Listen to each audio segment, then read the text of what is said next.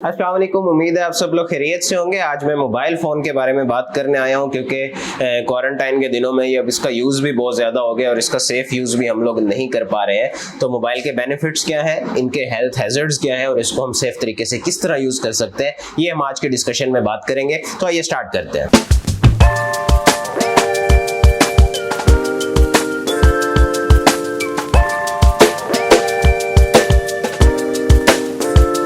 Mobile phone जो बनाए गए थे कम्युनिकेशन गैप को खत्म करने के लिए। ये इंटरनेट के आने से इतना ज्यादा एडवांस हो गया कि हम यहाँ बैठे हुए दुनिया के किसी भी कोने में विद इन सेकंड्स जो है हम अपनी बात को पहुंचा सकते हैं, कम्युनिकेट कर सकते हैं। उसके अलावा हमें इंफॉर्मेशन किसी भी टाइप की किसी भी वक्त कहीं पे भी बैठे हुए इंफॉर्मेशन चाहिए तो हम फिंगर टिप्स पे वो इंफॉर्मेशन कैरी कर सकते हैं। एजुकेशन के लिए ये बहुत जबरदस्त किस्म का रोल प्ले कर रहा है। विद इन क्वारंटाइन डेज आपने देखा बहुत सारी यूनिवर्सिटीज, बहुत सारे स्कूल कॉलेजेस ऑनलाइन सिस्टम पे आए हैं। इसके बेशक फिजिकल एजुकेशन जितना तो बेनिफिशियल नहीं है, but something is better than nothing. इस प्रिंसिपल पे देखा जाए तो ये एक बहुत बड़ी एडवांसमेंट है। उसके अलावा शॉपिंग, काफी अरसे से ऑनलाइन शॉपिंग चल रही है। ऑनलाइन शॉपिंग अगर आपकी साइट क्रेडिटेबल है तो ये बहुत जबरदस्त टेक्निक है, आपको घर बैठे एक चीज प्रोवाइड कर दी जाती है। आर्टिफिशियल इंटेलिजेंस के बारे में आप बहुत सारे लोग जानते होंगे, जो नहीं जानते उनको मैं बता देता हूं कि आर्टिफिशियल इंटेलिजेंस क्या चीज है। फॉर एग्जांपल आप फेसबुक यूज करते हैं तो फेसबुक टेक्नोलॉजी में इस तरह आर्टिफिशियल इंटेलिजेंस मर्ज की गई है कि आप क्या चीज ज्यादा देखते हैं, आप क्या चीज वहां पे ज्यादा लाइक करते हैं, किस चीज पे ज्यादा कमेंट्स करते हैं, उसी तरह की चीजें, वही वाला डाटा जो है आपके पास बाकी न्यूज फीड्स में वो आने लग जाता है। वही चीज आपको बार बार, उसी तरह का कॉन्टेक्ट आपको बार बार नजर आता है। ये आर्टिफिशियल इंटेलिजेंस कर रही है। रिसेंटली स्टडी आई थी कि एंटीबायोटिक्स को बैक्टीरियाज के स्ट्रक्चर्स के साथ कंपेयर किया था और कंप्यूटर ने ये बताया था कि कौन सी किस्म की एंटीबायोटिक्स जो है वो किस किस्म के बैक्टीरियाज के लिए इफेक्टिव है। पहले खुद से रैंडम ट्रायल्स होते थे, रिसर्चेस होती थी, लेकिन अब ये काम कंप्यूटर बहुत ईजी करता जा रहा है और इसी तरह से बहुत सारे और यूजेस हैं। लेकिन हमारा फोकस जो है हेल्थ हैजर्ड्स पे है और उन चीजों को हमारे माइंड में होना बहुत जरूरी है ताकि हम उन चीजों का सेफ यूज कर सकें। तो सबसे पहले रेडिएशंस के बारे में बात करूंगा कि रेडिएशंस जो हमारे मोबाइल से एमिट हो रही हैं वो हमें किस हद तक नुकसान पहुंचा सकती हैं। ये एटॉमिक रेडिएशंस या आयोनाइजिंग रेडिएशंस बिल्कुल नहीं है जो कि इंस्टेंटली कैंसर की तरफ लेके जा सकती हैं। ये है नॉन आयोनाइजिंग रेडिएशन, जो रेडिएशंस आयोनाइज नहीं कर रही है हमारी बॉडी में किसी भी चीज को, लेकिन इनका लॉन्ग टर्म इफेक्ट जो है वो डेफिनेटली बहुत नुकसानदेह है। एक स्टडी के मुताबिक जो लोग कई घंटे मोबाइल यूज करते हैं, यानी मोबाइल को अपने सर के पास रखते हैं, उनमें 50% चांस ज्यादा है बाकी पब्लिक से कैंसर डेवलप होने का, ब्रेन ट्यूमर डेवलप होने का। और जो लोग फोन को बहुत ज्यादा अपने ट्राउजर्स की, पैंट्स की पॉकेट्स में रखते हैं, तो आपको ये पता होना चाहिए कि रिसर्चेस ये बात भी प्रूव कर चुकी हैं कि ये मोबाइल फोन की जो नॉन आयोनाइजिंग रेडिएशंस हैं ये स्पर्म काउंट को भी कम करती हैं और it can be a big reason in future of male infertility. बहुत सारी हार्ट डिजीजेस भी हैं जो इसकी वजह से हो रही हैं, साइकोलॉजिकल डिसऑर्डर्स इसकी वजह से हो रहे हैं। और खासतौर पे एक बात मैं यहाँ मेंशन करना जरूर चाहूंगा कि प्रेग्नेंट मदर्स अगर अपने पेट के पास फोन को ज्यादा देर रखती हैं तो ये बच्चे पर बहुत गहरा असर डालता है, खास तौर पे उनकी मेंटल हेल्थ पे, क्योंकि ब्रेन बहुत सेंसिटिव चीज है और वो ब्रेन की मेंटल इंपेयरमेंट हो सकती है। तो इस चीज का भी खास तौर पर ख्याल रखेंगे। अब हम बात कर लेते हैं स्क्रीन पर कि स्क्रीन क्या इफेक्ट्स डालती है। हमारी आंखें जो है वो नेचुरल लाइट के लिए बनाई गई हैं और नेचुरल लाइट जो है वो हमारी आंखों को बिल्कुल भी नुकसान नहीं दे रही होती, लेकिन जब हम स्क्रीन पे आते हैं तो बहुत ज्यादा क्वांटिटी जो है लाइट की एकदम से हमारी आंखों में जा रही होती है और ये आईसाइट जो है बहुत वीक कर सकती है। आईसाइट के बहुत सारे प्रॉब्लम्स हो सकते हैं। इसके साथ हेडेक स्क्रीन टाइम के साथ एसोसिएटेड है। हेडेक बहुत ज्यादा देर स्क्रीन यूज करने पर आपको हेडेक भी हो जाता है। इसी तरह इरिटेबिलिटी है, बहुत सारी साइकोलॉजिकल डिसऑर्डर्स हैं जो मोबाइल की तरफ से होती हैं। इंसोम्निया खास तौर पे मैं यहाँ मेंशन करना चाहूंगा, स्लीप डिसऑर्डर।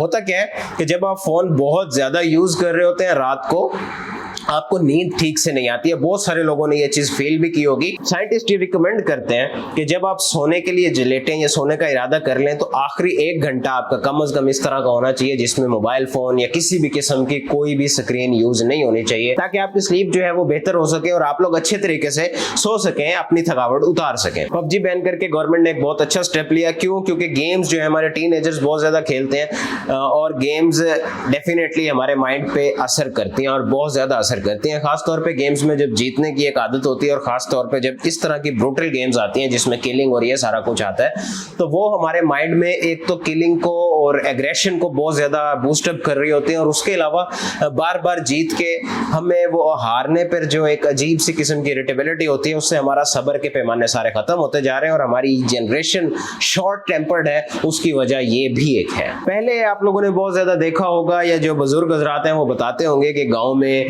या शहरों में भी एक महफिल सजा करती थी, लोग बैठते थे आपस में एक दूसरे के साथ अपने मसाइल डिस्कस करते थे, बताते थे, मसाइल का हल भी निकलता था। और अब वो सोशलाइजेशन खत्म हो चुकी है। अभी आप देखें हर बंदा मोबाइल में लगा हुआ, एक एंटी सोशल एक्टिविटी हो रही है, किसी को भी किसी दूसरे का पता नहीं है। और ह्यूमन नेचर जो है वो सोशलिस्टिक है। ह्यूमन को बायोलॉजी में सोशल एनिमल भी बोला जाता है। ह्यूमन जब एंटी सोशल हो जाएगा तो ये हेल्थ पे बहुत सारे किस्म के इफेक्ट्स डालने लग जाता है।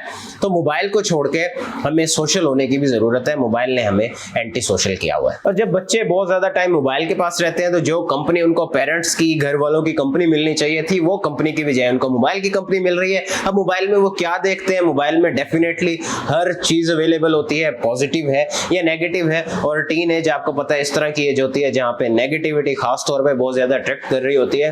एंटरटेनमेंट के नाम पे फहाशी और ये सारा कुछ बच्चे देख रहे होते हैं।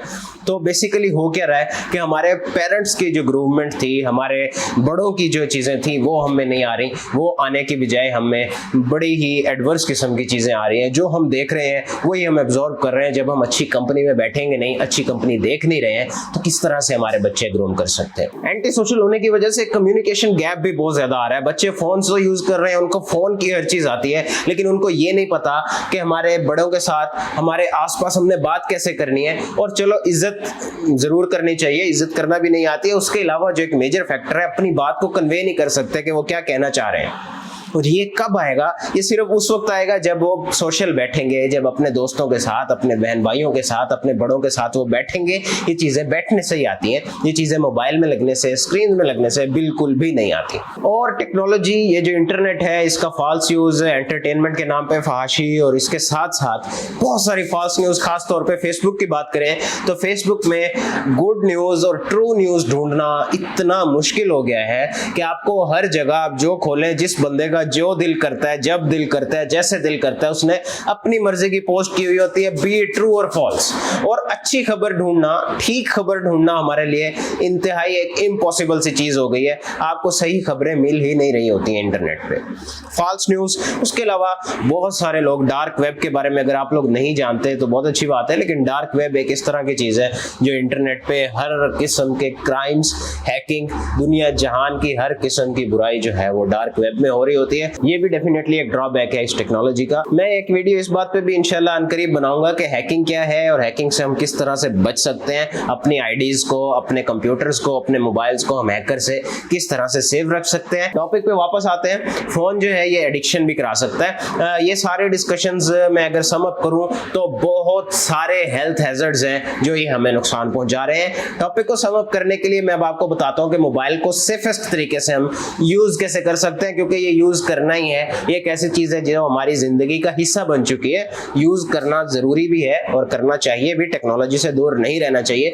तो सेफ यूज किस तरह से किया जा सकता है? मेल इनफर्टिलिटी की बात करें तो ट्राउजर की पॉकेट्स बिल्कुल भी यूज नहीं करनी चाहिए। आप अगर शलवार कमीज पहन रहे हैं तो अपनी साइड पॉकेट्स यूज कर सकते हैं, फ्रंट पॉकेट यूज कर सकते हैं। मोबाइल को जितनी ज्यादा देर हो सके अपने ट्राउजर पॉकेट से दूर रखें ताकि स्पर्म काउंट पे इफेक्ट ना हो रहा हो। इसके साथ ब्रेन ट्यूमर्स का जो इफेक्ट है, रात को सोते हुए फोन अपने कान के पास ना रखें, लॉन्गर कॉल्स ना करें, कॉल के बजाय टेक्स्ट एक अच्छी चीज है क्योंकि आपके ब्रेन के ऊपर ज्यादा इफेक्ट नहीं हो रहा। वॉइस मैसेज एक इस तरह की चीज आ गई है कि आप मुंह के पास लाके वो बोलते हैं, बोलने के बाद आप रख सकते हैं। तो वॉइस मैसेजेस का ज्यादा से ज्यादा यूज करें क्योंकि आप स्क्रीन भी यूज नहीं कर रहे टाइपिंग में, और इसी तरह आप फोन को अपने कान के पास भी नहीं लेके आ रहे हैं। लेकिन जहां यूज करना है वहां कीजिए, लेकिन इस यूज को मिनिमाइज करने की कोशिश करें। और अगर बहुत लंबी कॉल आपको करनी ही पड़ जाती है तो उसके लिए आप हैंड फ्रीज या हेडफोन्स यूज करें, बजाय इसके कि अपने फोन की रेडिएशंस को अपने पास रखें। बहुत सारे इंजीनियर से ये बात पता चली है कि जिन जगहों पे सिग्नल्स कम होते हैं वहां पे मोबाइल ज्यादा रेडिएशन एमिट करता है अपने टावर से कांटेक्ट करने के लिए। तो ऐसी जगह जहां पे सिग्नल्स बहुत डाउन होते हैं उन जगहों पे फोन को यूज करने से गुरेज करना चाहिए। इसके अलावा जब हम ड्राइव कर रहे होते हैं, ड्राइव करते हुए एक टावर से दूसरा, दूसरे टावर से तीसरा, तीसरे टावर से चौथा, मोबाइल इस तरह से कनेक्शन चेंज कर रहा होता है और इस कनेक्शन के दरमियान भी उनको ज्यादा रेडिएशन एमिट करनी पड़ती है। तो वो रेडिएशन भी बहुत हार्मफुल है और ड्राइविंग के दौरान वैसे भी ये कंसंट्रेशन डाइवर्ट करता है तो एक्सीडेंट का चांस भी साथ होता है। तो ड्राइविंग में फोन को बिल्कुल भी यूज ना करें। बहुत सारे मोबाइल फोन की कंपनीज इस पे काम भी कर रही हैं कि स्क्रीन टाइम को रिड्यूस करें। मोबाइल में एक फीचर आपको सेटिंग्स में इजीली मिल जाता है कि आप अपना स्क्रीन टाइम डिसाइड कर लेते हैं कि मैंने दिन में 4 घंटे, 5 घंटे, 6 घंटे, जितना भी आपका यूज है इतना स्क्रीन यूज करनी है। उसके बाद मोबाइल ऑटोमेटिकली ऑफ भी हो जाता है, लेकिन हर बंदे के लिए ऑफ करना फिजिबल नहीं है। तो आप वो स्क्रीन टाइम लगा लें। स्क्रीन टाइम से एटलीस्ट आपको आइडिया जरूर होता रहेगा कि मैं दिन में कितना यूज कर सका हूं। बेशक ऑफ ना करें, लेकिन आपको वो आइडिया देता रहेगा कि आप यूज कितना कर चुके हैं और उसके मुताबिक आप अपने आप को बचा सकते हैं। नाइट मोड बहुत सारी चीजों में आ गया है, बहुत सारी एप्लीकेशंस में है। नाइट मोड अच्छा इस तरह से है कि वो जो लाइट की इंटेंसिटी आपकी आंखों में जा रही होती है वो इंटेंसिटी कम हो जाती है। वो इंटेंसिटी कम होने से आपकी आंखों पे जो इफेक्ट्स हो रहे थे, आंखों के गिर्द जो हल्के बन रहे थे या आई साइड वीक हो रही थी, ये सारा कुछ कम हो जाता है। और इसके साथ ही मैं टॉपिक को एंड करूंगा, एयरप्लेन मोड के बारे में बताता हूं। एयरप्लेन मोड बेसिकली इसलिए बनाया गया था कि जो एयरप्लेन्स में उनके इलेक्ट्रॉनिक सिस्टम्स हैं उनको मोबाइल की रेडिएशन इफेक्ट कर रही थी, उनके रडार्स को, उनके बहुत सारे इलेक्ट्रॉनिक सिस्टम्स को जो कि खराब हो रहे थे। इस वजह से एयरप्लेन मोड बनाया गया था कि इसको एयरप्लेन मोड पे लगा दिया जाए और ये उनके साथ इंटरफेयर ना करें। अब हम लोग एयरप्लेन मोड को किस तरह से यूज कर सकते हैं? हम लोग ये कर सकते हैं कि रात को सोते हुए हम एयरप्लेन मोड ऑन कर दें। उससे क्या होगा कि रेडिएशन जो हमारे मोबाइल से निकल रही थी वो बंद हो जाती है।